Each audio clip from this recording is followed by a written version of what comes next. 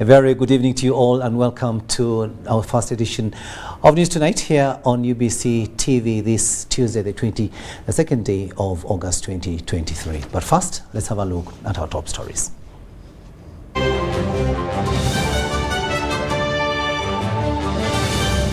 In our top stories tonight, Parliament passes 94 clauses of the Narcotic Drugs and Psychotropic Substance Control Bill 2023. Police reinstates Operation Fika Salama to check traffic violations. Internal Affairs Minister General Kijjanangoma Otafire denies knowing Russian company as far as digital number plates are concerned. And in sports, Cricket Cranes gets a 61 runs win over Rwanda.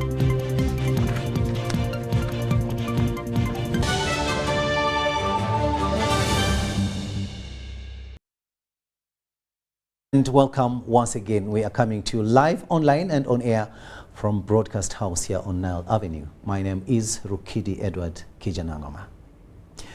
Now, the Minister for Internal Affairs, General Kijjanangoma Otafire, has disowned the Russian company that had been contracted to install digital number plates in Uganda while appearing before the Parliamentary Committee on Physical Infrastructure. The minister shocked the committee when he denied having knowledge of the company. We have more in this story. And advance the good of those who The Minister for Internal Affairs, General Kijjanangoma Otafire, has appeared before the Parliamentary Committee on Physical Infrastructure on inquiries of digital number plates. The minister, accompanied by URA officials, denied having knowledge in the joint stock global security company that was contracted to install digital number plates. About your involvement, your role, to the progress. I got to know about this project, other than from the press, was when Mr. Wavamuno wrote to me complaining about the shutdown of his business. I called the permanent secretary, and the permanent secretary told me he didn't have anything. He didn't know anything about the project.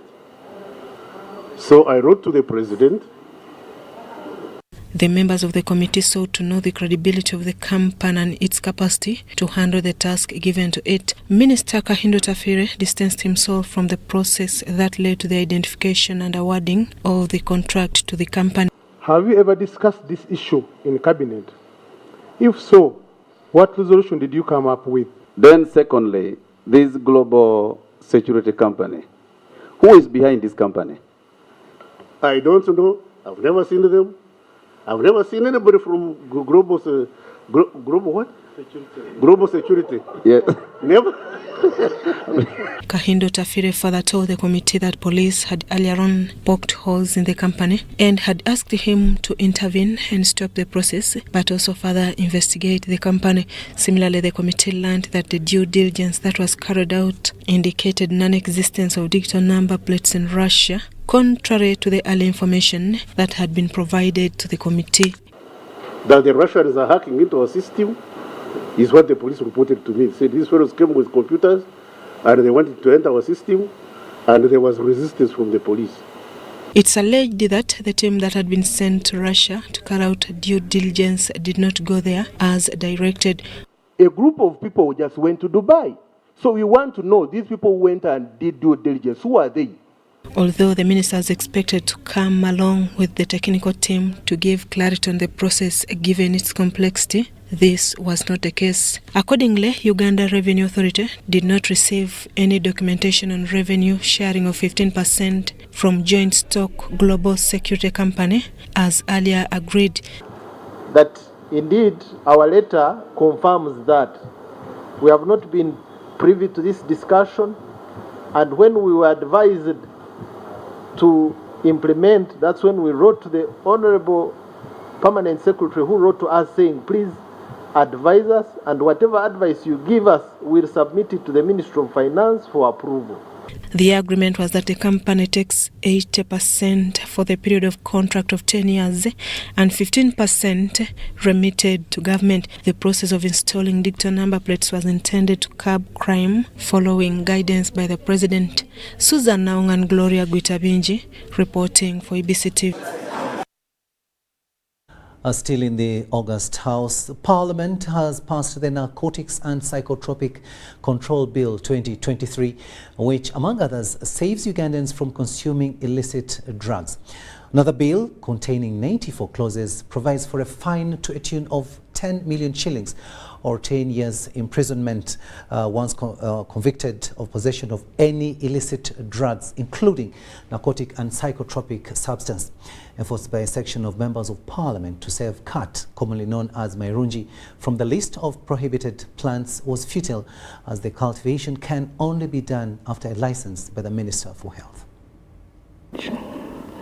Right from the committee stage, after government reintroduced the Narcotics and Psychotropic Control Bill 2023, efforts to pull cat, commonly known as Mairungi, from the list of prohibited plants dominated the stages. The Minister for Internal Affairs, General Kainda Utafire, was among the respondents who represented a similar concern to the Committee on Defence and Internal Affairs, which was assigned to scrutinize the bill. Right Honourable Speaker and Honourable Members, I beg to move that the bill entitled the Narcotic Drugs and Psychotropic Controlled Substances Bill be read for the third time and do pass into law. I beg to move. Since last week, Parliament deliberated on the report by the Committee on Defence and Internal Affairs, confirming Mairungi among the list of 5 plants to be prohibited in the new legislation, which has been passed during the Tuesday afternoon session, chaired by Deputy Speaker Thomas Tayebwa. I put the question that the Narcotic Drugs and Psychotropic Substance Control Bill 2023 be read the third time and do pass. Those in favour say aye, to the contrary nay. The ayes have it. Jinja City Division West MP Timothy Batwa tried in vain to delay the passing of the bill by requesting the House through a motion to have Mairungi have an independent schedule under the new legislation, providing for its control and relieving the cat from prohibition. So we are coming up with a law that is against a big part of East Africans in the interest of 2%. Honorable, this is when we should raise to the call of being consistent. Can you propose your amendment? Can you propose? Just go straight. Thank you very much, Honorable Speaker. Yeah. The amendment, we are amending the 4th schedule to delete Katha Sendulis, that is the Mairungi cat, number 1. There are now 2 contentious issues that need to be harmonized from this title. And I want to propose, as the Attorney General comes in, to consider looking at this bill to capture both aspects of control and prohibition. And I want to propose that in the title itself, and this will capture the concerns of the Honourable Abed Wanika and the Honourable Batu and all of us. But the language to differentiate between prohibition and control aided the justification which the majority of the MPs referred to the exception in the 4th schedule of the Act, which allows the Minister of Health to control cat by providing a license to anyone intending to cultivate Mairungi. This bill is prohibiting use but also controlling. Even marijuana, we've had arguments that there are some medicinal purposes, and we are saying for you to use it for medicinal purposes, you must have a license issued by NDA and is provided for in Section 14. So your concern of how they will use, first of all, Section 11 is dealing with cultivation because it's the real issue here today. If you want to cultivate it, you get a license. If you want to use it for other purposes, go to Section 14, Clause 14, get a license under NDA, and then export, sell, do whatever you want to do with any controlled or prohibited substance. At this point, the Deputy Speaker of Parliament, Thomas Tayebwa, was forced to avail a practical example to explain the contradiction. It's very clear, for example, under our traffic laws, that it is prohibited to drive from a different side. Okay? From the opposite lane. But under that same ambulances, and even me, the speaker, by the way, I'm around. But it is prohibited The bill now creates an avenue of pushing away these local farmers of ours who would not have those big sums of money to get that license from the minister. The National Drug Authority, under the new legislation, will keep the register of persons authorized to, among others, sell, import, export or distribute narcotics and psychotropic substance. We have many colleagues who are dying slowly. They are children, they've lost control. So from alcohol and now also social media abuse, our children, social media has become a very big problem for it, I don't know, but it mainly goes back to the parent. Are we doing our job? So I urge all of you honorable colleagues, go back, teach your constituencies, talk to your parents in your constituencies. The Narcotics and Psychotropic Control Act 2015 was nullified by the Constitutional Court in 2017 on grounds that was passed without quorum. Daniel Mugoya, Gloria Gutabinji, UBC News.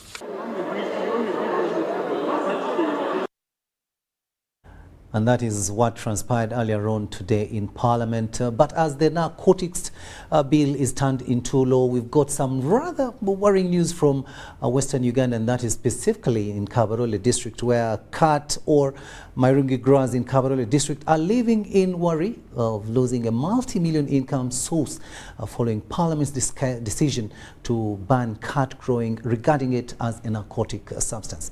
Now, farmers say banning cat growing will affect their daily incomes, increase petty crimes and paralyze other businesses in the area, as we hear in this story.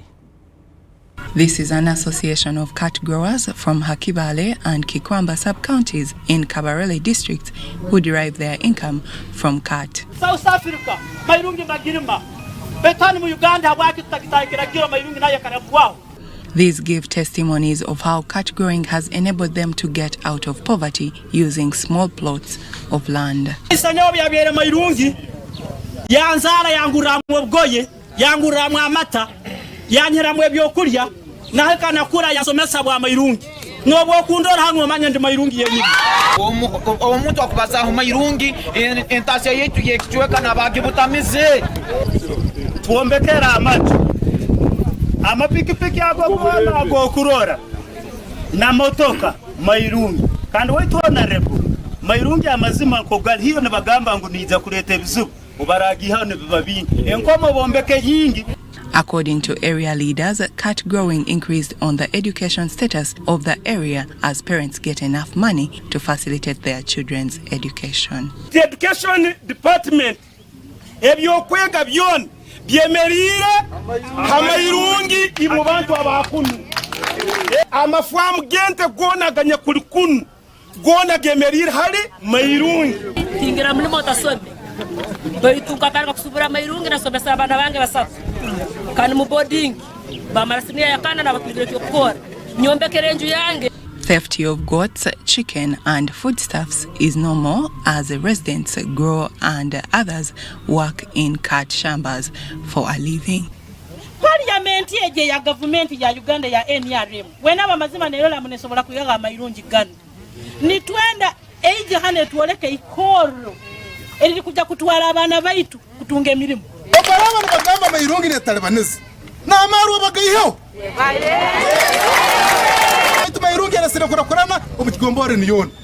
Stephen Kagwera, the Burahia County Member of Parliament, cautioned growers against politicking Parliament decisions but wait for the final government pronouncement on the matter. It is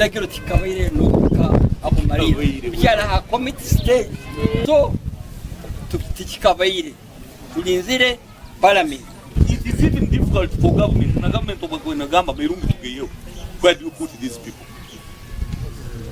Hata wakutekeza unakiza government amagezi, then he has a problem, or she has a problem. Wakutekeza ngo MPs badoma. World Health Organization listed cat as a narcotic substance, which has attracted a debate from growers comparing it to alcohol and marijuana. Well, that is what has come out from Kabarole, and of course those were cat or Mairungi growers having their own view as far as the passing of the narcotics bill into law is concerned. Now, the Prime Minister, Robina Nabanja, says the agriculture exhibitions in the districts of Mityana, Mubende, Kasanda, Chiboga and Chankwanzi benefit farmers. The Office of the Prime Minister and Minister of Agriculture, Animal Industry and Fisheries and other government agencies organized the Agricultural Expo on the advice of President Yoweri Museveni to ascertain the agricultural potential of each district. We have more in this story. During the review meeting held at the office of the Prime Minister, Nabanja said such expos are long overdue following the demand of farmers to have both genuine input and technical knowledge to improve on production. Nabanja says a whole government approach is good to address all public concerns at the same venue. The exhibitions that I saw, you would find people lining up, especially these who are selling seeds and these ones who are dealing in mechanization and irrigation. Those had big numbers of people lining up, and some were buying in Mubende. We found them buying, even in Kasanda. Nabanja also noted that during the expos, it was established that some banks are still stuck with money for PDM beneficiaries. Opportunity Bank. Everywhere we have gone, people are crying. They are stuck on, they are holding on people's money. They're not giving up the money. You see, this was a bank which was not really having capacity to handle money of that magnitude. Everywhere I've gone. So I'm going to be forced to stop Opportunity Bank from handling PDM money. Several services were offered to the people during the expo, ranging from health, agriculture extension to registration of people by NIRA. Dr. Omangino John, the Executive Director, Uganda Heart Institute, said 436 people reported to their stalls, but 147 had hypertension, implying that non-communicable diseases are no longer limited for those in urban areas only. Dr. Omangino says that the government needs to come up with a special policy that can help to address the increasing non-communicable diseases in the country. In Kasanda, we screened 198 and we found 2 with abnormal findings. Kasanda is 198 screened. And 2 were sick. 2 were sick. In Chiboga, we screened 243, 11 had abnormal findings. At the Uganda Blood Transfusion Services stall, 1,321 people visited the 3 stalls, and of these, 712 donated blood. That means if we split those 712 units into 3, then they can save 3 times the number of children who need blood. During the expo, issues pertaining land dragons and eviction emerged. However, Lands Minister Judith Nabakova assured the complainants of handling the matter to stop evictions on Mibanja. We are not all that threatening. For me, they are manageable. Because previously we had mass evictions, but here we have individual cases that can be managed when it comes to law. And especially if we decide to do so, the other DCs and the local leaders not to wait for the minister or somebody from the ministry to go on the ground. The State Minister for Agriculture, Major Retired Abuino Chakulaga, said the agriculture exhibition was timely as people enter the planting season. To propose right honourable Prime Minister that to have this very important exercise going on, maybe we need to call both the political... No, I had already told Frank, we are going to have that meeting tomorrow at 9 here.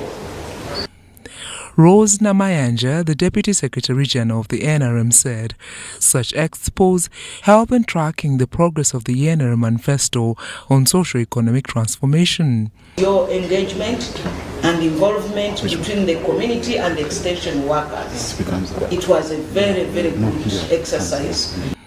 The expo is based on 6 policy proposals that talk about production, multiplication, distribution, certification of seeds and stocking materials, disease control, agriculture mechanization and irrigation, among others. To road safety now, and the Fika Salama operations have been reinstated by the police with the objective of addressing traffic violations and assuring road safety along the Entebbe Express Highway. Now, this initiative involves enforcing a speed limit of 100 kilometers per hour to discourage speeding and other traffic infractions, ultimately promoting a culture of careful driving and mitigating the occurrence of road accidents. The revival of these operations underscores both the police force's dedication and the involvement of pertinent stakeholders in augmenting road safety measures. Ivan Kahwa gives us more. Uganda Police Force has started enforcing the Fika Salama operation along the Entebbe Express Highway to curb the indiscipline among drivers who exceed the speed limit of 100 kilometers per hour. So we believe that this is going to help us restore sanity, and also we know that it's going to warn other motorists to tone down on speeding. The identification of offenders is facilitated by a speed gun equipped with cameras and sensors positioned along the road. And immediately they send us this information on every vehicle that is using this road, giving us the speed, the particular speed that each vehicle is driving at. Then of course here in the operation here, we are able to get that information from the officers who are monitoring these cameras, and then we are able to know that, oh, this vehicle is driving at this speed, then we issue a receipt. Police encountered difficulties in dealing with road users who were not cooperative, including failing to stop or provide necessary documents. You could have seen me even issuing or us issuing some stickers. We are trying also to speak to these people, because if really people's minds can change, changing their mindsets and then the behavioral change, really we shall have really good drivers on most of these roads.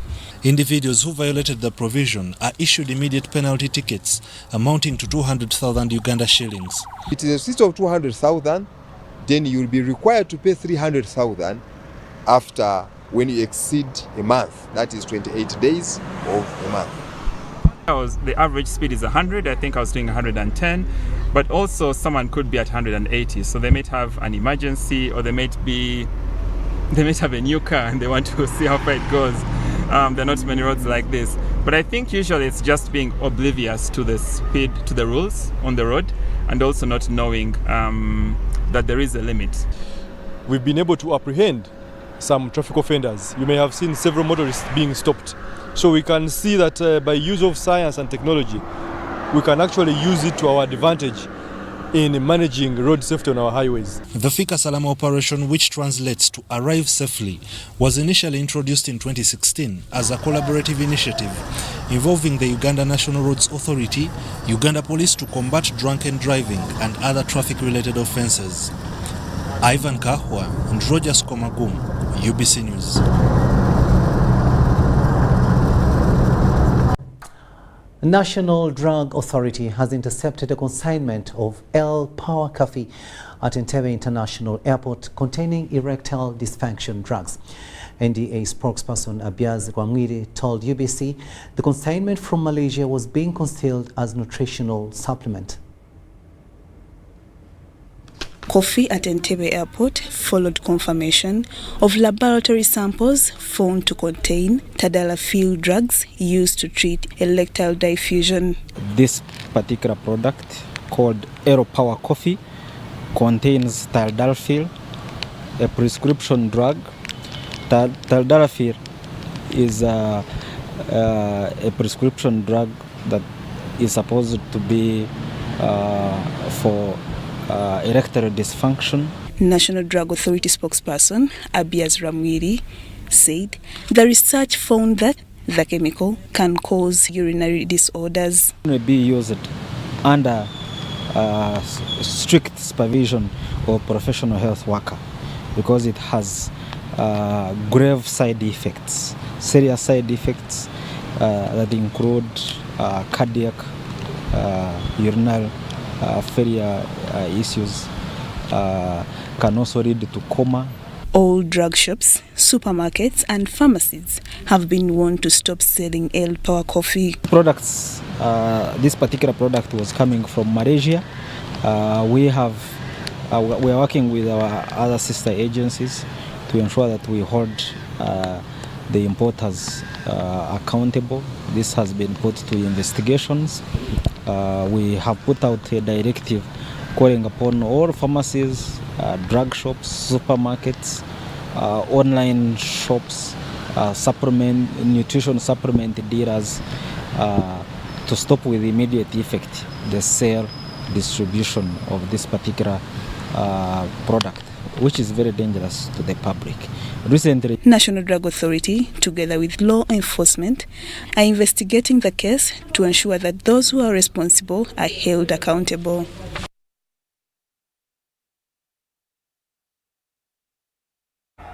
Lydia Chumkama with that story there. Now, Makerere University College of Health Sciences has joined the campaign to improve care, treatment and prevention of tuberculosis. Now, this is because tuberculosis is still a public health threat to the Ugandan population, with 90,000 new cases recorded annually, and that is according to the Ministry of Health statistics. Under the study on reimagining TB care, Makerere University College of Health Sciences looks at innovative approaches that reduce the incidence of TB, improve treatment, care and prevention. World Alliance for Lung and Intensive Care Medicine in Uganda, WALIMU, is leading the study through the community-based approach where grassroots people are involved in decision-making to access TB care. To identify innovations or innovative products to really improve the way we do business as far as delivering TB care is concerned. After identifying the innovations, they will be tested, scaled up and integrated in routine TB care and treatment. Because now we had an increase of over 32% during COVID of TB cases, so it affected all the efforts that had been done. Now in reimagining TB care, we want to find better ways of providing TB services, that even when we have such challenges like COVID-19 challenges, people can still access TB services. So the key things we emphasize in reimagining is decentralization. How can we move the services closer to the people? The Ministry of Health wants to be integrated in other health programs. For example, if a mother comes for antenatal care and the midwife does not look at this mother as someone who needs many more health services, they will come with their TB and go back with it. So is for other conditions. So we need to have integrated care for our people centered in a way so that the person who accesses the health system gets much more than what has brought them that day. Uganda is among the 30 top countries in the world with the highest burden of tuberculosis. Adiana Kote, UBC.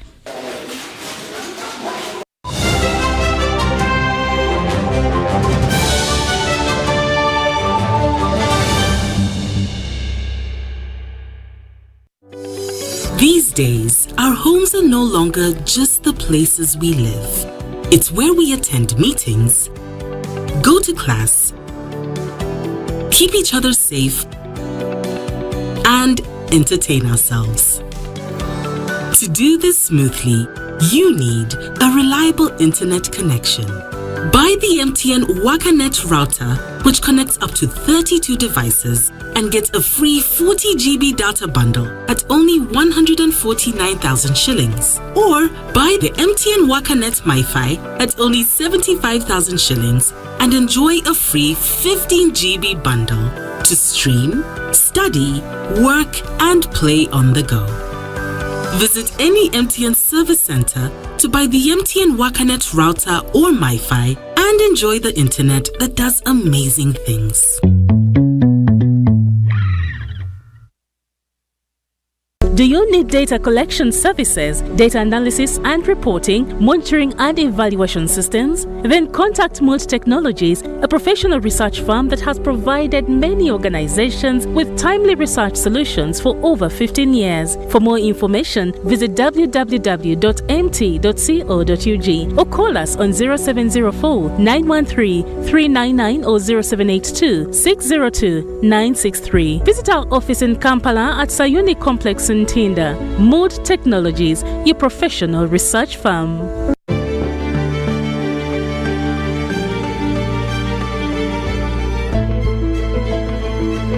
Uganda's oil and gas activities are undertaken in line with the updated environment legislation and benchmarked on international best practice standards in order to continuously ensure coexistence between the oil activities and Uganda's rich biodiversity.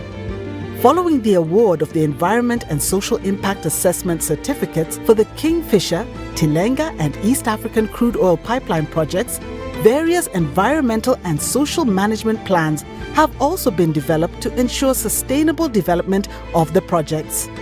The Petroleum Authority of Uganda is working with other regulatory bodies to monitor all oil and gas activities to enhance compliance and environment protection during oil activities. The Petroleum Authority of Uganda, creating lasting value in Uganda's oil journey.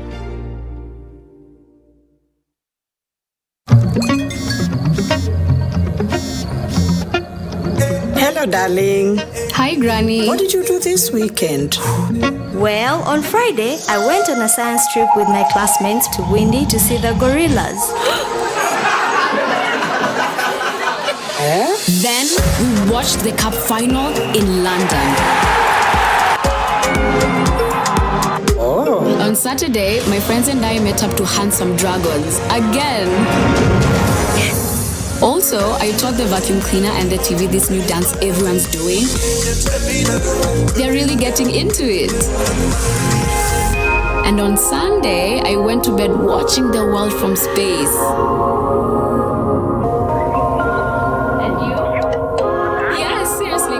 With Airtel 5G's lightning-fast speeds and seamless connectivity, you won't believe what's next. Airtel, a reason to imagine. The Ministry of Finance, Planning and Economic Development, together with International Growth Center, will host the 7th High-Level Economic Growth Forum under the theme, Strengthening Uganda's Competitiveness to Foster Accelerated Economic Growth. The forum will take place on the 24th and 25th of August 2023 at Kampala Serena Hotel. The 7th EGF will focus on global economic development and economic growth in Uganda, domestic revenue mobilization, boosting exports and farm productivity, climate change and growth, as well as technology as a driver of productivity and growth. Key speakers of the forum include Oxford University Professor of Economic Policy Stephen Dacon, Honorable Mateka Saija, the Minister for Finance, Ramadhan Gobi, Permanent Secretary, Ministry of Finance, the President of Uganda, His Excellency Yoweri Kaguta Museveni, will be the chief guest.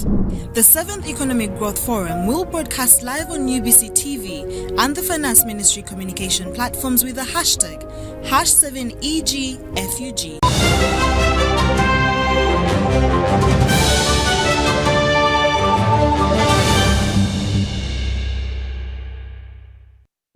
Welcome back from that break, and this is News Tonight here on UBC TV. A warm welcome to those of you just joining us. My name is Rukidi Edward Kijjanangoma. Now, the newly elected Kampala District Forum for Democratic Change, FDC party leadership, has forcefully taken over their Kampala office. Now, the move disrupted a press conference that had been organized by another group from the same party. The Deputy FDC Secretary General Harold Keija told reporters that they will continue to address the media irrespective of the surprise capture of the office. Interim reports indicate that the rival group wants to use the office facility for propaganda and to tarnish the image of the party.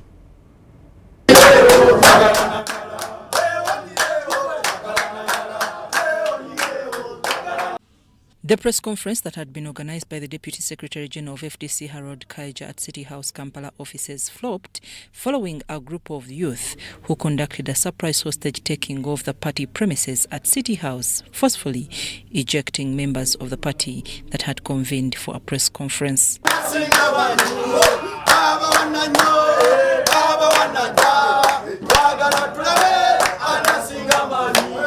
The offices, they vandalized the office. One of our mobilizers' bag was stolen, another one, and others beaten. Others, like one Kabare Ivan, one of our flag bearers, is nursing Woods in hospital. To convince our people to come and listen to us what we are going to address. Eventually, we were attacked by the goons. They were paid by Nandala to come and attack us, saying that we were going to tell lies, which is not true. The journalists were also held in the fracas by the rival group, which barred them from taking the message that had been prepared by the Deputy Secretary General of the party, Harold Kaija, and loyalists. Kaija's loyalists were caught unaware and had no clue of the planned hostage raid by the rival group. The rival group that raided the office premises was headed by the newly elected head of security at the FDC, who addressed the media after a successful hostage raid of the office premises. Actually, Kampala Central, kufanekati ntekinze over. Yamanyi nti bamulonda ngoba wakanyamukalulu yajanzije muki mu office. They were going looking for people to write them in books. They didn't conduct an election anywhere. The newly elected chairman of FDC Kampala District, Farouk Minawa, says they are ready to cooperate with everyone within the party structures, steer harmony and coexistence of all party members irrespective of their personal political differences. I'd like to thank the outgoing executive of FDC Central. We are here to harmonize so that FDC to win, not to fight. Even to be there, even take leadership. They are not elected by people. We were elected by people in that same office. They were supposed to be elected in the office. The newly elected secretary, Akankwasa Juma, says those who say there were no elections just boycotted the exercise, calling upon them to work with the new leadership. But this time we are not fighting.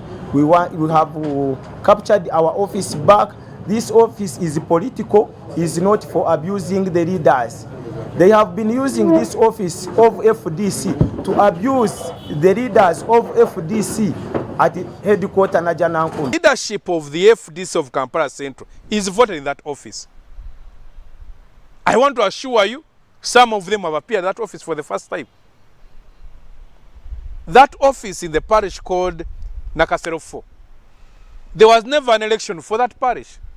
When you ask this kangaroo structure, these kangaroo leaders, these masqueraders, where do they come from? So these are people who have been handpicked from all over Kampala and assembled to achieve a goal to go in the delegates conference and vote Mr. Power and Mr. Nandala. That is the newly elected representative of the Women League Kampala, Kemgisha Immaculate from Kololo Parish, says the elections took place right away from the LC1 to district level, accusing those who refused to participate of tarnishing the image of the party's Secretary General, Nandala Mafabi. We are fair and free because we were two women who were contesting for that seat. Mosei Ali is the FDC mobilizer in Kampala district. He portioned the existing party fights to the party's national chairman, Waswabirigwa. The new leadership is to revamp and renovate the Kampala offices. The angry and charged batch of FDC youth wingers started with placking of posters of different FDC leaders pinned against the walls.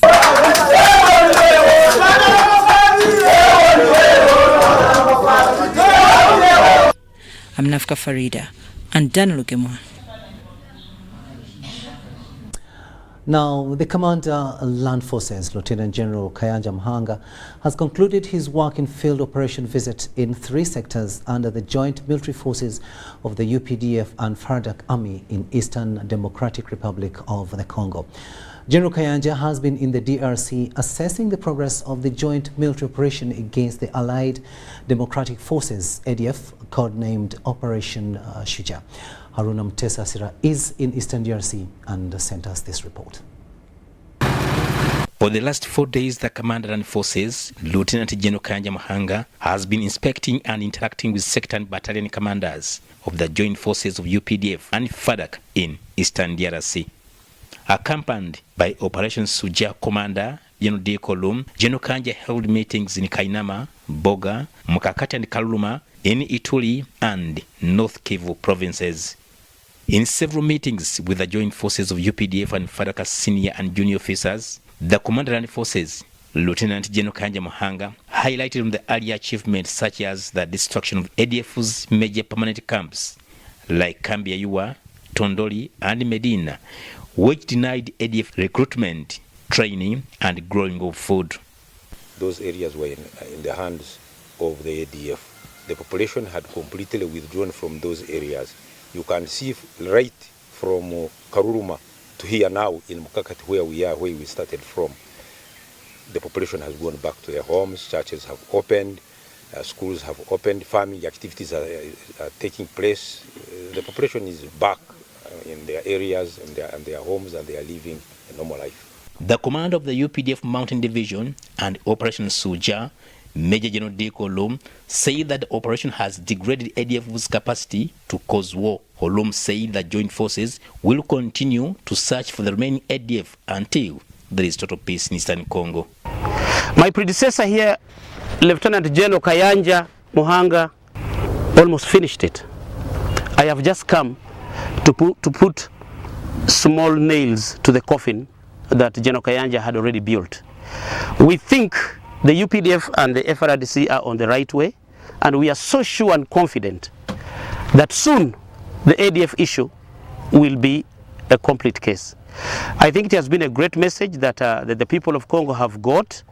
We have also realized that with this joint operation that is manifesting in all these areas in the Eastern Congo, especially in Ituri and North Kivu, the population have started coming back to the roadsides. The population have started going back to where they had been chased by the ADF. Until when we achieve our strategic end state of degrading the ADF capacity to make war like we did to Kony, that's when we shall leave Eastern DRC. The joint forces are operating in 3 sectors in Eastern DRC. Sector 1 covers the areas of Nobil, Kamango, Mukakati, Semrik and Mbau.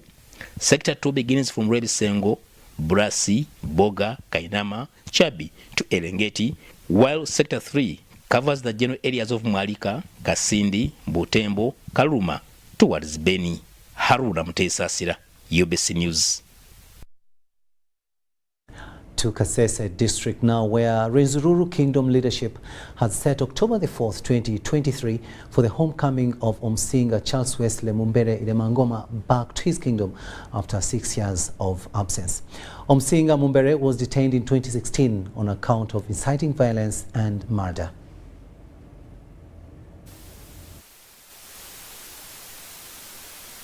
The organizing for the return of Omsinga Charles Wesley Mumbere are preparing for a massive welcome home ceremony. The homecoming celebrations have been set to usher in the major event of the coronation anniversary celebrations, slated for 19th October, the same month when the Omsinga was detained after leading his subordinates into subversive activities that culminated into the killing of over 160 people confined in a grass-thatched palace in 2016. He was detained with several of his royal guards and was charged of inciting violence against a legitimate government, murder, and treason before government lost interest in the offences in June 2023 and exonerated him. Speaking to the organizing committee chairman Dr. Nathaniel Walemba and a member of the private council of the Omsinga Rwenzururu, the kingdom is preparing a massive and arousing welcome for the Omsinga Charles Wesley Mumbere. He said the release of Omsinga Charles Wesley Mumbere from the incarceration with other royal guards is worth celebrating and setting a new chapter for the people of the Rwenzururu region. Dr. Walemba said as committee chair mandated with the responsibility to organize both the coronation and arrival of the king, has sunk a huge budget of 9 billion shillings, including the plan to purchase a new home for the king. So we are actually looking for 9 billion shillings.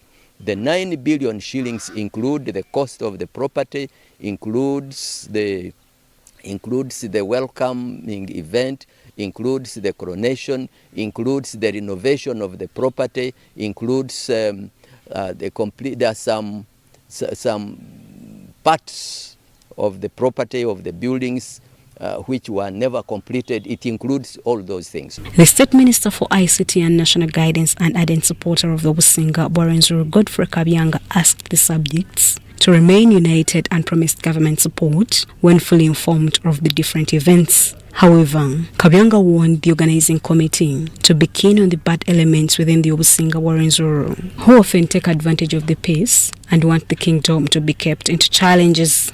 As government, obviously, we shall respond when they finally inform us. You know, things like that, they take advantage of some of these occasions to now propagate a lot of falsehoods which normally divide the population and give the population false hope. That one we are following. If we get any person who is involved in that propaganda, that one will be handled according to the law. Shaidat Nasakum, UBC News. State Minister for ICT and National Guidance, Godfrey Kabyanga, has revealed that the 4 unclaimed bodies of the victims of the Mpondwe Lubiriha Secondary School ADF attack that left over 40 people killed have been buried in a government cemetery. Take a watch. The 4 bodies have been in a mortuary with forensic police carrying on DNA tests for over 2 months, but none of the bodies have matched with any samples collected from the perpetrated paternal parents and relatives, despite existing claims of their children. 11 families are still claiming their children following the bloody ADF attack on Mpondwe Lubiriha Secondary School in Kasese district in June this year. That's what we are praying for. They are found. We shall hand them over to their families. Even if their dead bodies are also found, we shall hand them over to their families. But so far, we have not yet got them. But obviously there are many people who are being rescued, but those 11 children are not among them. While addressing the press in Kasese after District Security Committee, the State Minister for ICT and National Guidance, Godfrey Kabyanga, said the bodies had overstayed in the mortuary for long and keeping them was becoming costly. However, he noted the bodies will be exhumed anytime once the owners are found. Following the heavier deployment of more troops as instructed by the President, there is hope that the 11 families still claiming their children, not yet accounted for, may be rescued by the forces still hunting the attackers in Mwalika Valley in eastern DRC.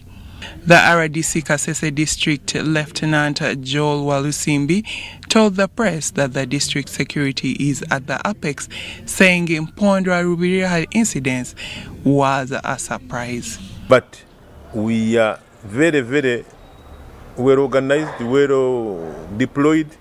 Even the policy borders are well manned. So nobody should cause any alarm that Kasese or in Kasese in Uganda that there is no peace.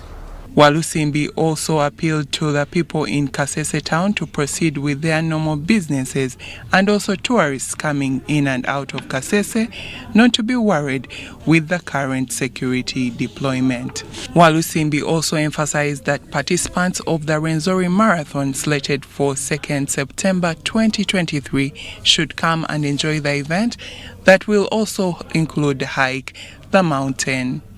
Minister Kabyanga assured the participants of their security. So, all those who are organizing to come for these activities that precede the marathon and the marathon itself, you should come well assured that security is okay.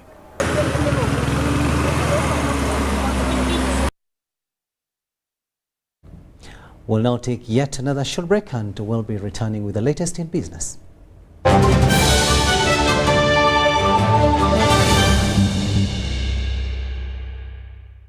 Are you tired of high fees and slow transfer time when sending money? Airtel Money is here to revolutionize the way you move your money. We have revised our rates back to ground. Sending money from Airtel to other networks in Uganda, East Africa, and to the rest of the world has never been more affordable. Dial *185# and start sending money. Switch to Airtel Money today and experience unbeatable rates and top-notch services for all your local and international money transfer needs. Airtel Money, instant, secure, borderless. Do you need data collection services, data analysis and reporting, monitoring and evaluation systems? Then contact Mold Technologies, a professional research firm that has provided many organizations with timely research solutions for over 15 years. For more information, visit www.mt.co.ug or call us on 0704 913 399 or 0782 602 963. Visit our office in Kampala at Sayuni Complex in Tinda. Mood Technologies, your professional research firm. And in talking news, MTN has improved on their data voice bundles. You can now call across all networks for the same price. We've talked to several eyewitnesses on the ground, and this is what one of them had to say.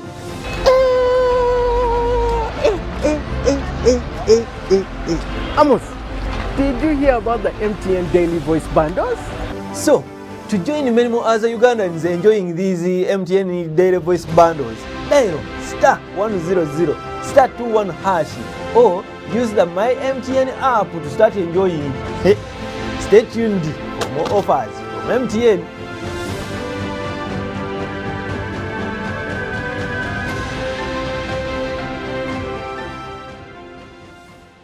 Sebo. Yes? This is the bill. What? Malaria testing, 10,000. Treatment, 100,000 since we put on drip. Hey, Musao, can you read this for me? Before I brought my wife here, I'd already spent money on buying herbal medicine and drugs from the pharmacy, which didn't work. But Sebo, the government gave out mosquito nets. Doesn't your family use them? We got the mosquito nets, but they got holes and we didn't know what to do. Protect your loved ones from malaria. Sew your mosquito nets whenever they get damaged to keep the mosquitoes away. Ensure all nets are tied up every morning to avoid damaging them. Ensure that everyone in your family sleeps under a treated mosquito net every night, whether it is a cold or hot season. Together, we can chase malaria out of Uganda. This message is brought to you by the Ministry of Health with support from Global Fund. No malaria will catch. Dear Airtel customer, we know that there are days when unexpected stays in hospital stand in the way of your family's welfare. That is why Hospital Center is here to give you up to 100,000 shillings every night you spend in hospital. Hospital Center also offers up to 4 million in funeral benefit. Dial *185*7*6# to purchase Hospital Center on Airtel Money for as little as 1,000, 3,000 or 5,000 shillings a month. Your cover for the first 1 month is free. Hospital Center is underwritten by Prudential and powered by Turaco. Prudential and Turaco are regulated by the Insurance Regulatory Authority of Uganda. Airtel Money is regulated by the Bank of Uganda.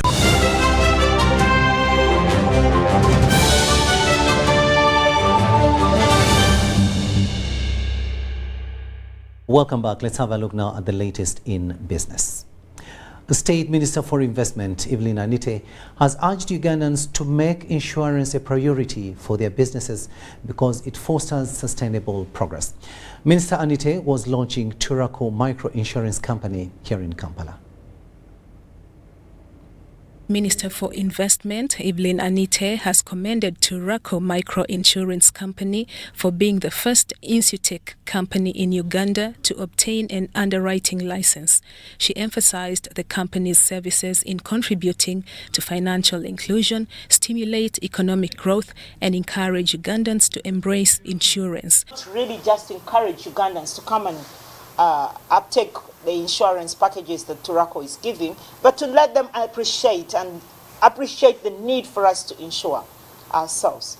Because when we are hit with sickness that we do not actually plan for, and now you're giving us an opportunity to plan for it. Turaco's customer approach prioritizes key risks faced by mass market customers. Their policies, starting below 1,000 shillings monthly, ensure timely and effective payment claims. General Manager Hamza Mutebi assured use of technology to meet the needs of the underserved segments of society. And we want to use technology to do that. So API technology makes it easy. If a company has that capacity, it makes it very, very easy to integrate with them and add insurance in their core offering. So banks, MFIs, MDIs, fintechs, solar companies, companies that are involved in the agricultural value chain, we would like to engage them. And we're already engaging some of them to be able to extend affordable insurance to their customers. Musa Lukwago, Principal Economist at the Ministry of Finance, Planning and Economic Development, mentioned that the government is working to make third-party motor insurance more accessible to all citizens. So I want to increase that figure to approximately 10 million. There's also an aggregate compensation which is 10 million for a shooter, okay? And the proposal to increase further to ensure that there is sufficient compensation for victims of road accidents. We are assuming that once we also do our national health insurance scheme, it will further increase our insurance penetration. If we do more sensitization here in the country, we'll also be able to increase our insurance penetration.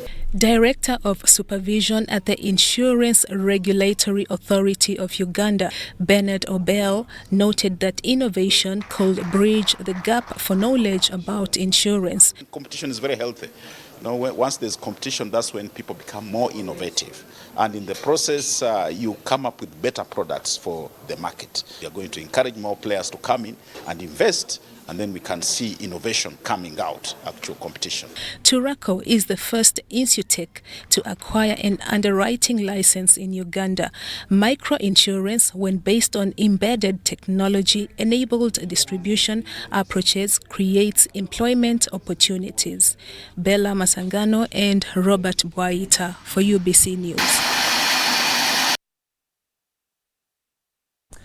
Prudential Uganda has donated $30,000 in essential medical supplies to boost Mulago National Referral Hospital's post-COVID recovery.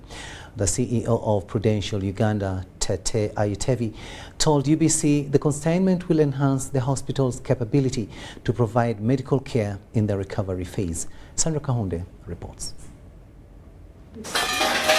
The aftermath of the COVID-19 pandemic requires intervention that subsidize government health budget. Prudential Uganda has donated $30,000 worth of medical supplies to Malaga National Referral Hospital. Prudential Uganda CEO Tete Ayutevi clarified the need to support the post-COVID recovery processes. It comes from our post-COVID recovery fund. And it's really going to speak to the heart of what we do, supporting communities, supporting entities and institutions like Mulago National Referral Hospital. For us, this hospital stands out as a beacon of hope.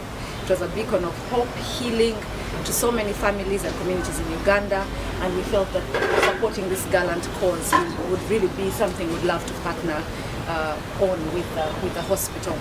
So these items that include examination gloves, surgery gloves, heavy-duty aprons, and disinfectant liquids that are very crucial to disinfecting areas, wounds, and places that are used in their day-to-day basis. That's what is done today. I'll hand it over these items. The donation reflects the company's commitment to support Ugandans and institutions like Mulago National Referral Hospital. Executive Director of Mulago National Referral Hospital says the support will elevate patient care and medical services. The amount we use in Mulago is quite enormous. They can bring here loads of trucks of items on a daily, but they all consume it. Like places like it's very difficult even to budget for conditions like emergency casualty, which, as you know, trauma is increasing. They bring people with blood everywhere, people they don't have anyone, they are unknowns, and they can't buy these items. You can't send them anywhere to buy these items. So these items are supposed to be provided for by the hospital, and they outstrip the budget of the hospital. This contribution was a collaboration between Prudential Uganda and the Prudence Foundation, the community investment arm of Prudential PLC in Asia and Africa. Sandra Kahundi, Jamil Sekaja, UBC News Tonight.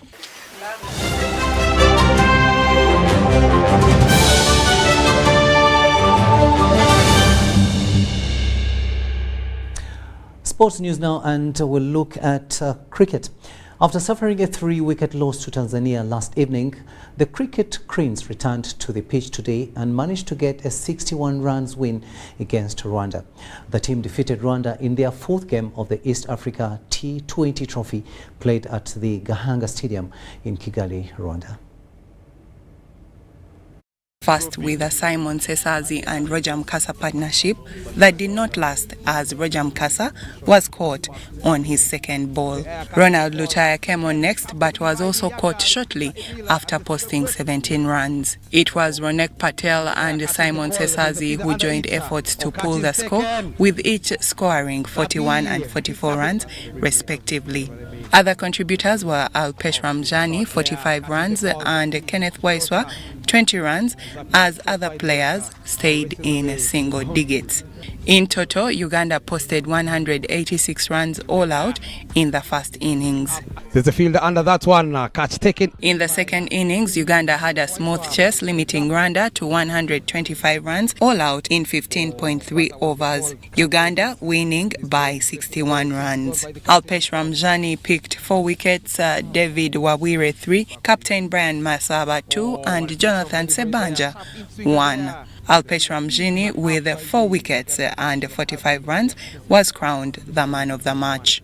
Uganda will now have a rest day tomorrow, the 23rd of August 2023, and will be back in action for a double-header against Tanzania and Rwanda on the 24th of August 2023. Grace Joyce Kemigisa, UBC News. That story brings us to the end of this first edition of News Tonight here on UBC TV. Thank you so much for having kept us company. Our next bulletin comes your way at 10 p.m. My name is Rukidi Edward Kijjanangoma, but I'll leave you with the weather forecast for tomorrow with Julie Nanteza at the Weather Center in Entebbe. Conditions dominated most parts of our country. My name is Juliet Nanteza with the latest weather updates from Uganda National Meteorological Authority. When we take a look at the satellite imagery today, it shows that the rain belt is far north of our country. That's why we are having dry conditions in most areas. In the morning, we expect sunny intervals throughout. That is for central, eastern, western, and then the northern part of our country, where we also expect bright and sunny conditions in most areas. Later on in the afternoon, we expect some light showers in the central at a maximum of 28. Eastern, we expect a maximum of 29. That is for Jinja and Toro. As for Soroti, we expect a maximum of 30 with light showers. Western, we expect a maximum of 33 in Kasese, 29 in Bara, and Kabale Highland, a maximum of 26.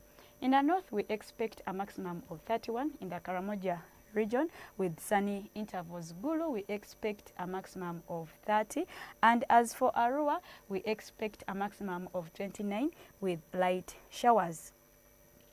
For the international forecast, Dubai, we expect bright and sunny conditions at a maximum of 42. Nairobi, we expect a maximum of 26 with sunny intervals. Cairo, we expect a maximum of 39 with sunny conditions. And for London, we expect a maximum of 25. That's all we had for you from Uganda National Meteorological Authority. For more info, log on to our website. Have a blessed night.